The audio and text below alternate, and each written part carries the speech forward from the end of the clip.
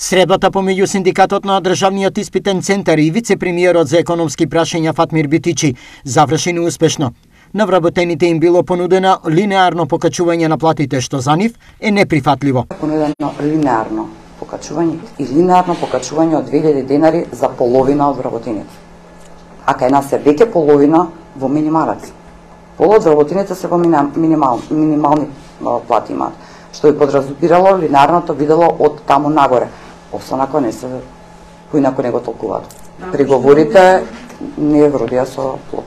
Во исто време, вработените во Државниот испитен центар најавија дека во иднина изјави за медиумите нема да даваат. Борбата што понатака и како ќе се одвиваат работите понатака, нема повеќе да добивате како одговор од нас. Ние ќе престанеме со овие изјави. Сите останати одлуки ќе се ги донесуваат министерствата кои што се надлежни.